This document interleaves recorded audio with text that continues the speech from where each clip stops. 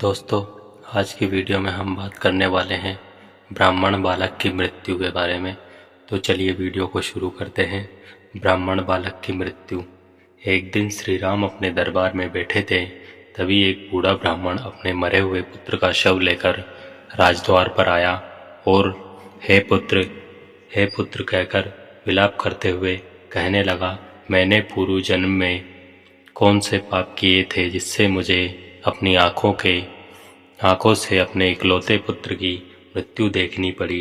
केवल 13 वर्ष 10 महीने और 20 दिन की आयु में ही तू मुझे छोड़कर सिधार गया। मैंने इस जन्म में कोई पाप या मिथ्या भाषण भी नहीं किया, फिर तेरी अकाल मृत्यु क्यों हुई? इस राज्य में ऐसी दुर्घटना पहले कभी नहीं हुई। निसंदेह यह श्री राम के ही किसी दुष्कर्म का फल है। उनके राज्य में ऐसी दुर्घटना घटी है। यदि श्री राम ने तुझे जीवित नहीं किया तो हम स्त्री पुरुष यहीं राजद्वार पर भूखे प्यासे रहकर अपने प्राण त्याग देंगे।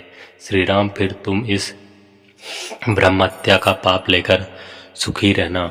राजा के दोष से जब प्रजा का विधिवत पालन नहीं होता, तभी प्रजा को ऐसी विपत्तियों का सामना करना पड़ता है।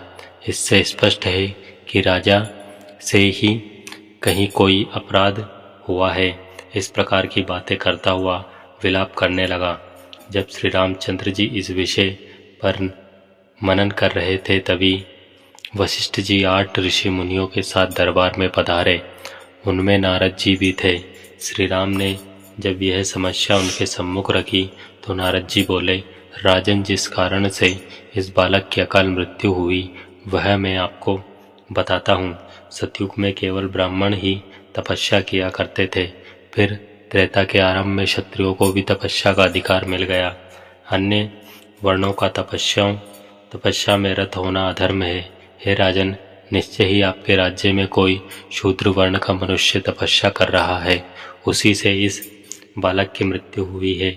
इसलिए आप रोज खोज कराइए कि आपके राज्य में कोई व्यक्ति कर्तव्य की सीमा का उल्लंघन तो नहीं कर रहा। इस बीच ब्राह्मण के इस बालक को सुरक्षित रखने की व्यवस्था कराइए। नारद जी की बात सुनकर उन्होंने ऐसा ही किया।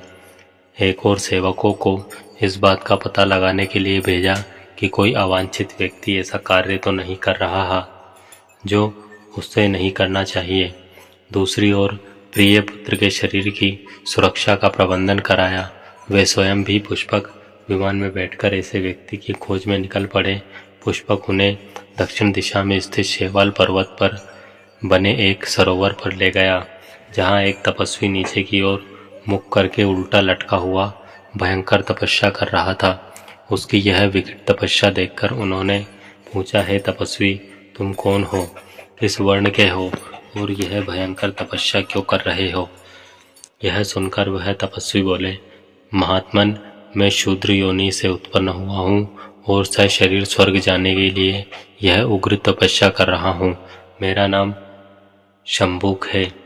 शंभुक की बात सुनकर रामचंद्र ने म्यान से तलवार निकालकर उसका सिर काट डाला। जब इंद्र आदि देवताओं ने वहां आकर उसकी प्रशंसा की तो श्री राम बोले, यदि आप मेरे कार्य को उचित समझते हैं तो इस ब्राह्मण के मृतक पुत्र को जीवित कर दीजिए। राम के अनुरोध को स्वीकार कर इंद्र ने विप्रपुत्र को तत्काल जीवित कर दिया। तो दोस्तों, ये वीडियो थी संपूर्ण रामायण के उत्तरकांड भाग 15 ब्राह्मण बालक की मृत्यु। तो ये वीडियो आपको कैसी लगी हमें कमेंट करके ज़रूर बताएं, और वीडियो अच्छी लगी हो तो वीडियो को लाइक, शेयर और ऐसी और वीडियोस के लिए बने रहें हमारे यूट्यूब चैनल के साथ। वीडियो में अंत तक बने रहने के लिए आप सबका धन्यवाद। जय श्री राम।